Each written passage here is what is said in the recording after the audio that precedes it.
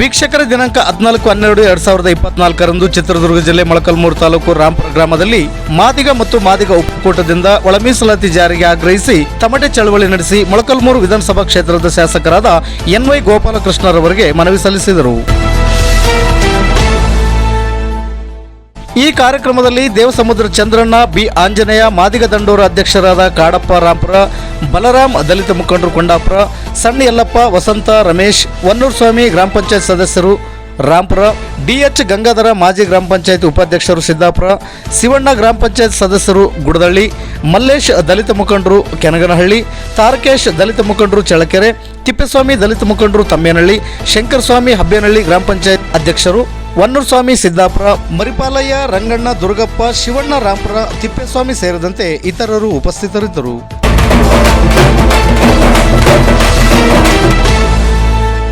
ವರದಿಗಾರರು ಸೋಮಶೇಖರ ಭಟ್ರಳ್ಳಿ. ಇದು ಗರುಡ ನ್ಯೂಸ್. ನಾನು ಮಲ್ಲೇಶ್ ಕಮತೂರು.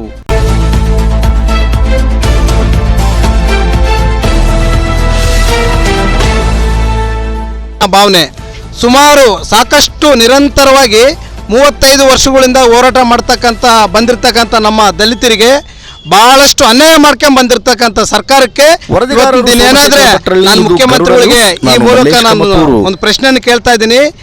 ಓಟ್ ಹಾಸ್ಕೋಬೇಕಾದ್ರೆ ದಲಿತರಿಗೆ ನಾನು ಒಳ ಮೀಸಲಾತಿ ಜಾರಿ ಮಾಡ್ತಕ್ಕಂಥ ದಲಿತ ವಿರೋಧಿ ಸಿದ್ದರಾಮಯ್ಯರು ಏನು ಹೇಳಿದ್ರು ಅಂದ್ರೆ ಅವತ್ತಿನ ದಿನ ನಾನು ಈ ಬಾರಿ ಅಧಿಕಾರಕ್ಕೆ ಬಂದರೆ ನಾನು ಒಳ ಮೀಸಲಾತಿ ಜಾರಿ ಮಾಡ್ತಂತ ಹೇಳಿರ್ತಕ್ಕಂಥ ಸಿದ್ದರಾಮಯ್ಯವ್ರಿಗೆ ಈ ಮೂಲಕ ನಾನೊಂದು ಸವಾಲನ್ನು ಹಾಕ್ತಿದ್ದೀನಿ.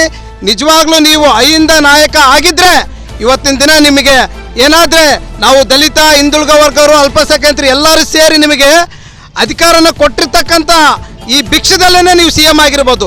ನಿಜವಾಗ್ಲೂ ನಾನು ಹೇಳ್ತಾ ಇದ್ದೀನಿ ಸಿದ್ದರಾಮಯ್ಯ ಅವರೇ, ಇವತ್ತಿನ ದಿನ ಏನಾದರೆ ನೀವು ಒಳ ಮೀಸಲಾತಿ ನ್ಯಾಯಾಧೀಶರ ಪ್ರಕಾರವಾಗಿಯೇ ಆದೇಶ ಮಾಡಿರ್ತಕ್ಕಂಥ ನ್ಯಾಯಾಧೀಶರಿಗೂ ಕೂಡ ನೀವು ವಿರೋಧವಾಗಿ ಅಂತಲೇ ನಾನು ಭಾವಿಸ್ತಾ ಇದ್ದೀನಿ. ಯಾಕಂತ ಅನೇಕ ಹೋರಾಟಗಳಲ್ಲಿ ದಲಿತರಿಗೆ ನೀವು ಸಾಕಷ್ಟು ಮೋಸ ಮಾಡ್ಕೊಂಡು ಬಂದಿರತಕ್ಕಂಥ ಉದಾಹರಣೆ ನಾವು ಸಾಕಷ್ಟು ನೋಡ್ತಾ ಇದ್ದೀವಿ.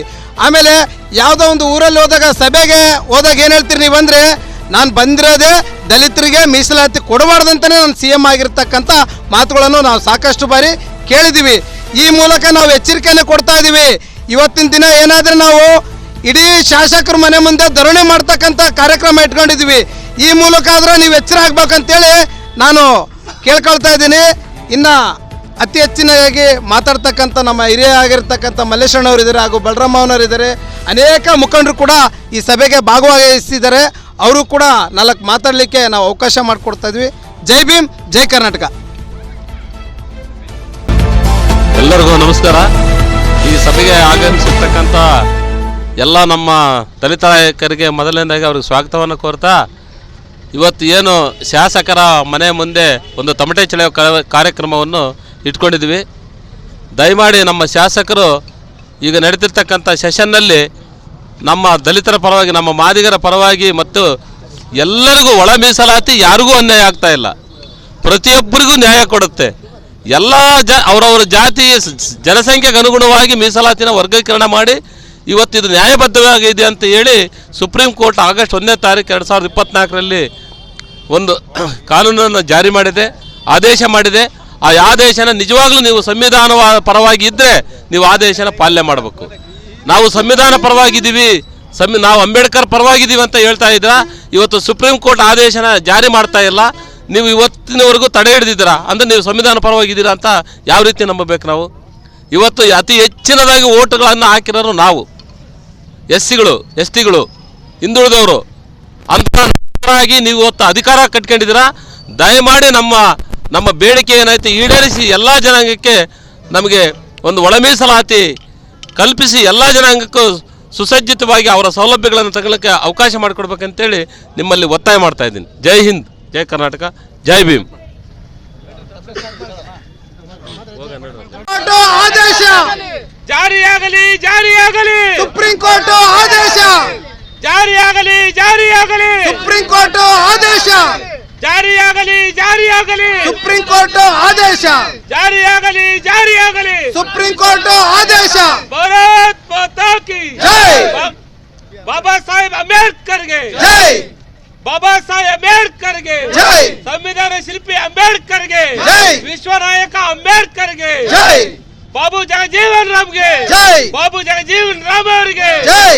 ಜಾರಿಯಾಗಲಿ ಜಾರಿಯಾಗಲಿ ಮೀಸಲಾತಿ ಜಾರಿಯಾಗಲಿ. ಜಾರಿಯಾಗಲಿ ಜಾರಿಯಾಗಲಿ ಮೀಸಲಾತಿ ಜಾರಿಯಾಗಲಿ. ಜಾರಿಯಾಗಲಿ ಜಾರಿಯಾಗಲಿ ಒಳ ಮೀಸಲಾತಿ ಜಾರಿಯಾಗಲಿ. ಜಾರಿಯಾಗಲಿ ಜಾರಿಯಾಗಲಿ ಒಳ ಮೀಸಲಾತಿ ಜಾರಿಯಾಗಲಿ. ಬೇಕೇ ಬೇಕು ನ್ಯಾಯ ಬೇಕು. ಬೇಕೇ ಬೇಕು ನ್ಯಾಯ ಬೇಕು. ಬೇಕೇ ಬೇಕು ನ್ಯಾಯ ಬೇಕು. ಬೇಕೇ ಬೇಕು ನ್ಯಾಯ ಬೇಕು. ಬೇಕೇ ಬೇಕು ನ್ಯಾಯ ಬೇಕು. ಜಾರಿಯಾಗಲಿ ಜಾರಿಯಾಗಲಿ ಒಳ ಮೀಸಲಾತಿ ಜಾರಿಯಾಗಲಿ. ಜಾರಿಯಾಗಲಿ ಜಾರಿಯಾಗಲಿ ಒಳ ಮೀಸಲಾತಿ ಜಾರಿಯಾಗಲಿ. ಜಾರಿಯಾಗಲಿ ಜಾರಿಯಾಗಲಿ ಒಳ ಮೀಸಲಾತಿ ಜಾರಿಯಾಗಲಿ. ಡಾಕ್ಟರ್ ಬಿ ಆರ್ ಅಂಬೇಡ್ಕರ್ಗೆ ಜೈ. ಸಂವಿಧಾನ ಶಿಲ್ಪಿ ಅಂಬೇಡ್ಕರ್ಗೆ ಜೈ. ಸಂವಿಧಾನ ಶಿಲ್ಪಿ ಅಂಬೇಡ್ಕರ್ಗೆ ಜೈ. ವಿಶ್ವನಾಯಕ ಅಂಬೇಡ್ಕರ್ಗೆ ಜೈ. ಭಾರತ್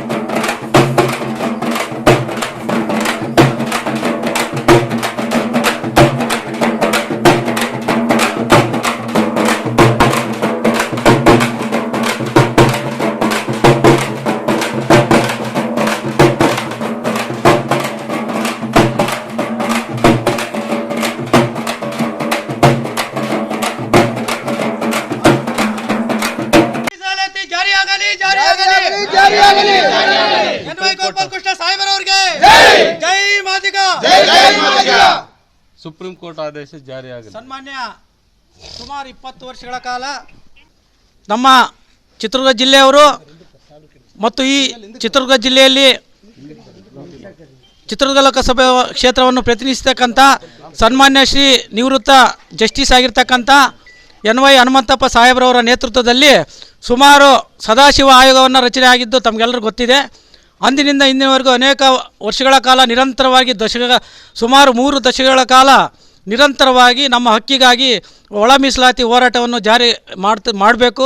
ABCD ವರ್ಗೀಕರಣ ಮಾಡಿ ನಮ್ಮ ಮಾದಿಗ ಸಮುದಾಯಕ್ಕೆ ಹೆಚ್ಚಿನ ಪ್ರಾಶಸ್ತ್ಯ, ವಿದ್ಯಾಭ್ಯಾಸ ಮತ್ತು ಇನ್ನಿತರ ಸೌಲಭ್ಯಕ್ಕಾಗಿ ನಮಗೆ ವರ್ಗೀಕರಣ ಮಾಡಬೇಕಂತ ಹಲವಾರು ಪ್ರತಿಭಟನೆಗಳನ್ನು ಮಾಡಿ ಈ ಒಂದು ಹಂತಕ್ಕೆ ಬಂದು ಇವತ್ತು ಮಾನ್ಯ ಸುಪ್ರೀಂ ಕೋರ್ಟ್ ಆದೇಶದಂತೆ ಒಳ ಮೀಸಲಾತಿ ಜಾರಿಯಾಗಬೇಕು, ಅವ್ರಿಗೆ ABCD ವರ್ಗೀಕರಣ ಆಗಬೇಕಂತ ತೀರ್ಪನ್ನು ನೀಡಿದೆ. ಆ ತೀರ್ಪಿನ ಪ್ರಕಾರ ಈಗಾಗಲೇ ಸನ್ಮಾನ್ಯ ರೇವಂತ್ ರೆಡ್ಡಿ ಸಾಹೇಬ್ರವರು ಮಾನ್ಯ ಮುಖ್ಯಮಂತ್ರಿಗಳು ತೆಲಂಗಾಣ ಹಾಗೂ ಹರಿಯಾಣ ಮುಖ್ಯಮಂತ್ರಿಗಳು ಸಹ ಈಗಾಗಲೇ ಜಾರಿಗೊಳಿಸಿದ್ದಾರೆ. ಅದೇ ರೀತಿ ನಮ್ಮ ಕರ್ನಾಟಕ ರಾಜ್ಯದ ಮಾನ್ಯ ಅಭಿವೃದ್ಧಿ ಅಧಿಕಾರರಾಗಿರ್ತಕ್ಕಂಥ ಸನ್ಮಾನ್ಯ ಸಿದ್ದರಾಮಯ್ಯ ನೇತೃತ್ವದ ಸರ್ಕಾರ ಅವರು ತಾವು ಸಮೇತ ಈ ಒಂದು ಒಳ ಮೀಸಲಾತಿ ವರ್ಗೀಕರಣದ ABCD ವರ್ಗೀಕರಣ ಮಾಡಬೇಕು, ನಮಗೆ ಮಾದಿಗ ಸಮುದಾಯಕ್ಕೆ ನ್ಯಾಯ ಕೊಡಬೇಕಂತ ಅವರಲ್ಲಿ ಅನೇಕ ಹೋರಾಟಗಳನ್ನು ವಿನಂತಿಗಳು ಮಾಡಿದ್ವಿ. ದಯಮಾಡಿ ಈಗ ಏನು ನಡೀತಿದೆ ಚಳಿಗಾಲದ ಅಧಿವೇಶನ ಬೆಳಗಾಮಲ್ಲಿ ಈ ಕ್ಷೇತ್ರದ ನಮ್ಮ ಮಾನ್ಯ ಜನಪ್ರಿಯ ಶಾಸಕರಾಗಿರ್ತಕ್ಕಂಥ ಸನ್ಮಾನ್ಯ ಶ್ರೀ NY ಗೋಪಾಲಕೃಷ್ಣ ಸಾಹೇಬ್ರವರು ಈ ನಮ್ಮ ಒಂದು ಮನವರಿಕೆಯನ್ನು ದಯಮಾಡಿ ಒಳ ಮೀಸಲಾತಿ ವರ್ಗೀಕರಣ ಆಗಬೇಕಂತ ತಾವು ವಿಧಾನಸಭೆಯಲ್ಲಿ ಧ್ವನಿಯನ್ನು ಎತ್ತಬೇಕು, ನಮಗೆ ಶಕ್ತಿಯನ್ನು ತುಂಬಬೇಕಂತ ಅವರಲ್ಲಿ ಕಳಕಳಿ ಅತ್ಯಂತ ಸಮಾಜದ ಪರವಾಗಿ ಕಳಕಳಿಯ ವಿನಂತಿಯನ್ನು ಮಾಡ್ತಾ ಈ ಒಂದು ಮನವಿಯನ್ನು ಅರ್ಪಿಸ್ತಿದ್ವಿ. ಜೈ ಮಾದಿಗ.